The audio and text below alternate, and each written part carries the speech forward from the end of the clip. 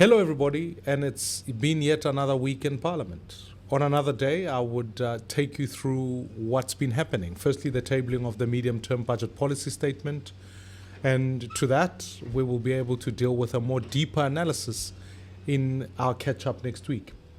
Along with that, we spoke quite at length this week following what's been happening in the ad hoc committee of Judge Madlanga, but also the parliamentary ad hoc committee. Today, I want to talk to you about accountability.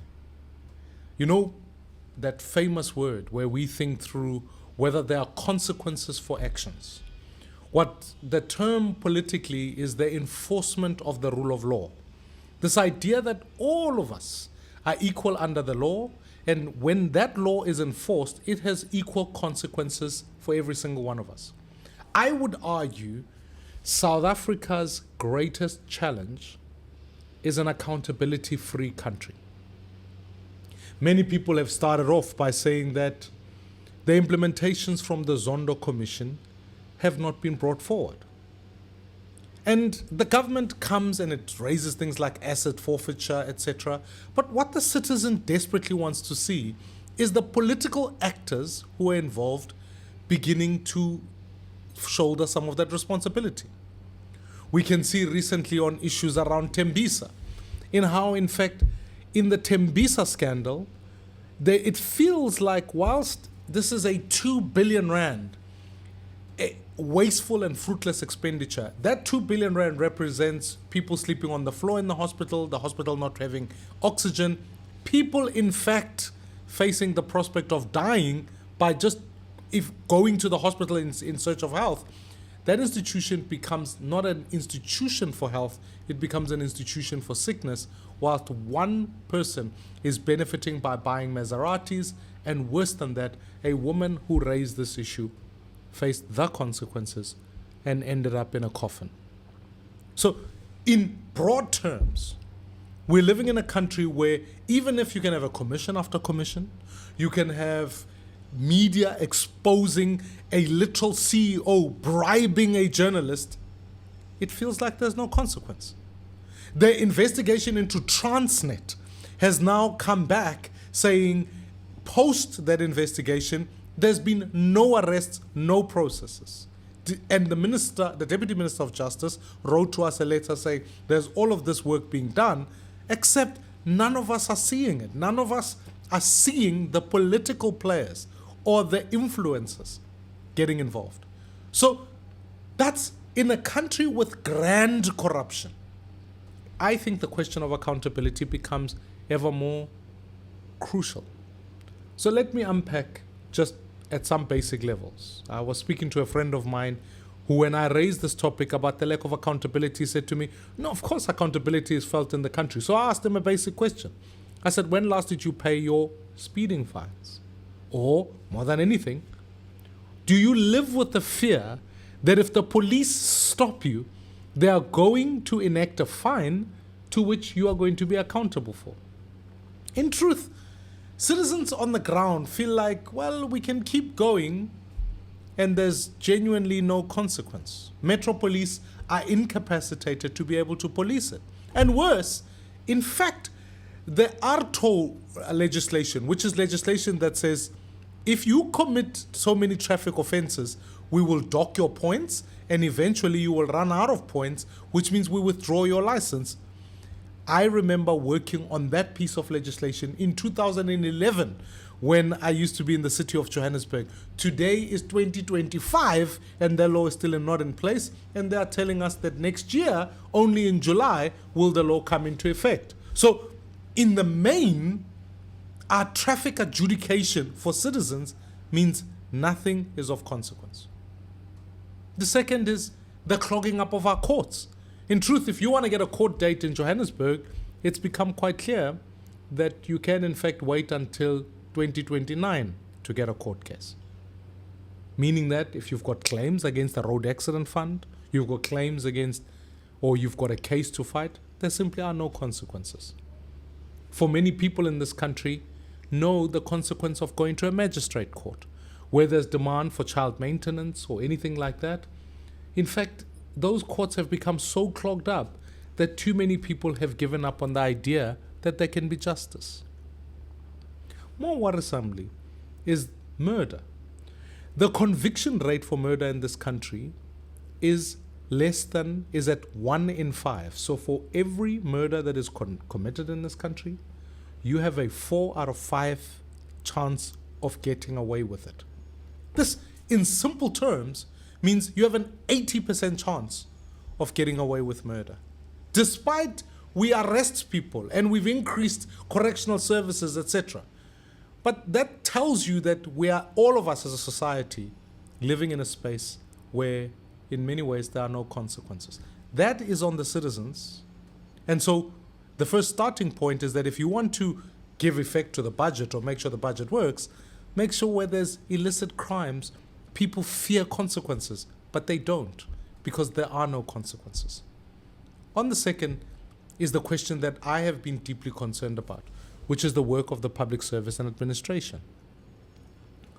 South Africa has got now, just for ease of numbers, over 1 million civil servants.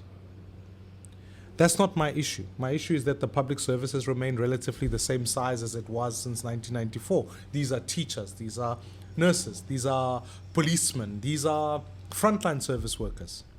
But then there's what is called SMSs, or senior managers. This is a cohort of people who have enjoyed bracket creep. In other words, their salaries have been inflated above inflation and so have moved up the curve to be earning more money. But these are also in that same group where often decisions are made about who gets a tender for what or all of that. But go, for example, to Tembisa. The HOD who was working for the Department of Health is now on special suspension. Now, the other day in my committee, I had the Public Service Commission come to report. And I was speaking to them broadly about this issue. And so I want to make sure that you know what the facts look like in as far as SMSs are completed. They had a number of complaints, and all of those complaints came down to about 3,000 complaints in total. Of those complaints, they were then broken down to how many then should be held accountable in that group. So it was brought down to about 300. So the breakdown is as follows. Of all the misconducts of civil servants that have been reported through the Public Service Commission, 14 people ended up in counseling, 3 received verbal warnings, only about 35 got written warnings, and here are some other key issues. In fact, only 30 were sent home without pay or suspended without pay. But the other disciplinary framework that they put in place is that some people, if you're found to be guilty in one place, you can be moved to another department so that we avoid you dealing with or interfering with witnesses. But here's what worries me the most. In all of that, by March 2025, only 28 people had been dismissed. How? In a world where we hear complaints of teachers impregnating students, people who are acting in corrupt manner, government property being stolen, you mean in a population of 1 million employees and with so many complaints, only 28 are dismissed in this year? Now, that tells you that if you work for the civil service and you work for the state, your prospects of being dismissed from that are none. When you come to a school, you often find that even the people who are acting in a manner that is illegal enjoy protection from unions. They enjoy protection from simply the system that is so slow in responding. And worse, when the Public Service Commission, and I do not blame the Public Service Commission for this, is that they make recommendations to all the departments, the Department of Education, the Department of Health, the Department of Policing, you end up with still no consequence. When you go to police, we've also raised this question about the fact that there's at least 10% of the force that have got serious allegations against them of misconduct, of rape, of murder. But IPID has failed to prosecute those, that you have people in the police force who are walking around, effectively are criminals, but are now playing police. So amongst the civil servants, there's no consequence. Here's the net issue that eventually erodes. One, it erodes trust of the citizens in what should happen. Two, it asks citizens to take matters into their own hands. Now, I don't need to recall events that took place when 4 young people were murdered because the community simply said it had enough of these young people ravaging their communities. I don't have to give you the facts when there's vigilantism or when people feel like they can take matters into their own hands.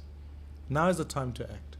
And as Build One South Africa, I've made it clear that there are effectively a few things that you need to do deliberately and intentionally. The first is make sure disciplinary processes are transparent. This is about the first, making sure the National Register for Sex Offenders is made public so that you can deal with all of those people in the system and no one can hire them again. Secondly, we need to speed up disciplinary hearings and they must occur at source.